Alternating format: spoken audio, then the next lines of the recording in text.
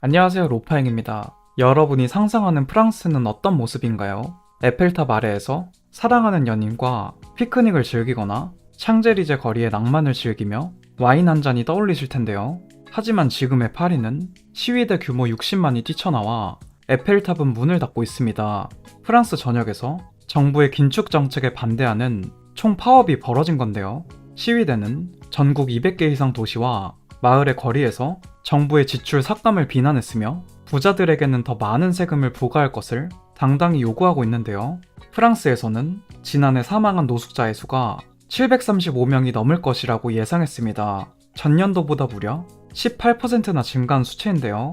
유럽연합 국가 중 프랑스는 인구 만명당 노숙자 비율이 30.7명으로 가장 높은 수치를 기록했습니다. 과도한 복지 정책과 산업의 경쟁력 약화 등의 이유로 프랑스는 경제도 흔들리고 있는데요. 현재 하루가 다르게 격변하고 있는 프랑스는 어떤 상황일까요? 같이 보실까요? 프랑스는 참 신기한 나라입니다. 연금을 받는 은퇴자들이 일하는 청년층보다 소득이 높은 나라인데요. 65세 이상 인구의 소득이 근로 연령층보다 더 높은 현상은 국제적으로도 없는 사례이고 프랑스 역사에서도 유례가 없는 일인데요. 연금 실수령액이 다른 국가에 비해 상대적으로 많기 때문입니다. 프랑스는 국가 재정 위기로 IMF에 구제 금융을 요청할 수 있다는 기사가 현재 쏟아지고 있으며 국가 부채는 이미 5천조 원을 넘어섰다고 하는데요. GDP 대비 국가 부채율은 114.1%입니다. 그리스와 이탈리아에 이어 3위를 차지했는데요. 2024년 작년에는 프랑스가 GDP 세계 7위를 기록했습니다. 프랑스는 패션과 음식같이 관광산업이 가장 먼저 떠오르게 되는데요. 제조업의 핵심이라 볼 수 있는 항공우주 분야는 미국에 이어 세계 2위 규모입니다. 방위산업도 유럽연합 내에서 유일하게 미국에 의존하지 않을 정도로 강한 산업 중 하나인데요. 에너지 분야에서도 유럽연합 전체 생산량의 25%를 차지할 만큼 프랑스는 건강합니다. 거대하고 비옥한 영토가 있으니 농업이 발달한 국가인데요. 축산물의 수출도 경제의 큰 축을 담당하고 있습니다. 하지만 프랑스 사람들은 올해 9월 10일 다 같이 모이게 되었는데요. 정부가 예산을 삭감하고 복지 지출을 줄이려고 하자 국민들이 화가 난 것입니다. 병원이 줄어들고 학교 예산이 삭감되며 연금을 나중에 준다는 스탠스이니 청년들은 희생을 하게 될 수밖에 없는데요. 프랑스 내에서는 이미 집도 못 사고 취업도 안 되는데 복지도 없으니 이렇게 강력하게 표현하고 있는 겁니다. 전국적으로 20만 명이 넘게 시위에 참여했으며 하루 동안 540명이 체포되었는데요. 지하철도 멈추고 도로는 꽉 막히고 사장님들은 가게 문을 닫았습니다. 우리가 아는 파리는 낭만의 도시이지만 지금은 폭발 직전인데요. 미래를 위한 외침을 하고 있습니다. 선진국 중에서 프랑스는 출산율이 높은 편으로 유명하지만 다른 나라와 마찬가지로 초고령화된 나라입니다. 우리나라처럼 복지 전체 비용의 증가보다 받아야 하는 사람의 숫자가 더 많아지기에 1인당 받는 액수는 더 줄어드는 건데요. 게다가 노동 인구가 줄면서 성장률도 낮아졌습니다. 올해 프랑스는 제로 성장을 예상하고 있으며 매년 이자 갚는 데만 110조 원을 쓰고 있는데요. 재정 적자 규모가 가장 큰 나라인데 탈출구는 대규모 복지 개혁과 지출 삭감, 그리고 증세뿐입니다. 유럽의 3중고는 고령화와 이민, 그리고 안보인데요.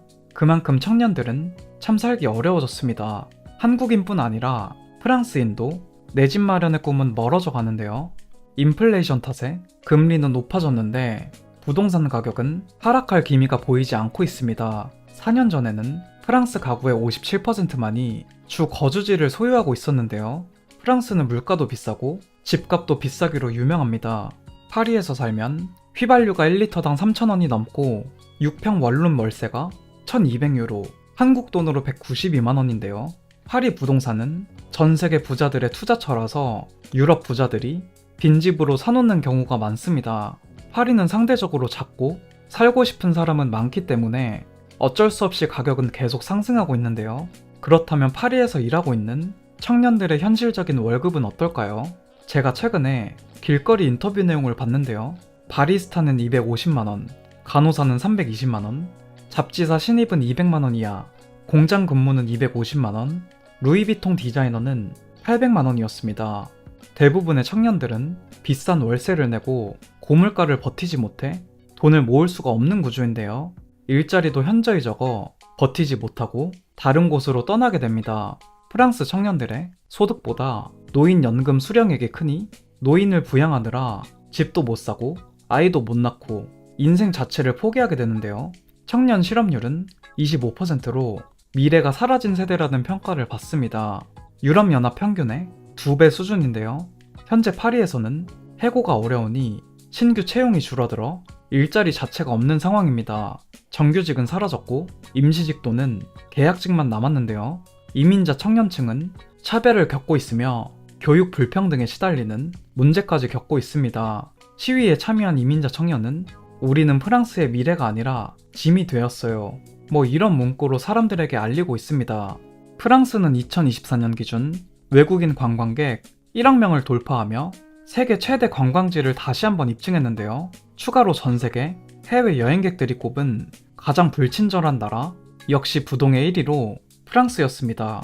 물론 친절한 분들도 많겠지만 관광객에게 유독 싸늘한 표정과 대답을 하기로 유명한데요. 특히 파리에서는 영어로 말하면 그냥 무시를 하거나 불친절하게 절대 알려주지 않는다는 후기가 많습니다. 프랑스 커뮤니티에 가보면 주로 공감글의 주제가 비슷합니다. 파리에 있는 식당에서 음식의 가격이 비싸니 적게 시켰는데 불친절하게 대하더라. 프랑스 식당은 인종차별이 없다. 누구에게나 불친절하기 때문이다. 자국민과 동네 주민들에게도 예외 없이 불친절하니 상처받지 말아라. 이렇게 불친절한 이미지에 대해서 일부 식당들은 여전히 바뀌지 않고 있습니다. 그리고 소매치기인데요. 지하철은 소매치기들의 성지이고 그룹으로 한다고 합니다. 문이 닫히는 순간을 노려 소지품을 훔치는 방식을 사용하기도 하고 붐비는 순간 여러 명이 동시에 밀치면서 주머니 또는 가방을 훔치는 전략을 사용하기도 합니다. 제가 파리에 갔을 때는 불친절과 소매치기의 위험은 없었는데요. 하지만 특유의 냄새가 났습니다. 파리 지하철과 일부 거리에서 소변 냄새가 심하게 난다는 불만이 꾸준히 제기되고 있는데요. 이 냄새를 줄이기 위해 딸기향이나 다양한 과일향 등 이색적인 청소 제품을 사용한다고 하는데 요즘에는 개선이 되었는지 모르겠네요. 파리에 사는 친구한테 물어보니 물가가 정말 말이 안 된다고 합니다. 오이가 한 개에 한국 돈으로 2,600원이었고요. 방울토마토는 한 팩에 4,200원이었습니다. 여러분은 파리에 대한 추억이 있으신가요?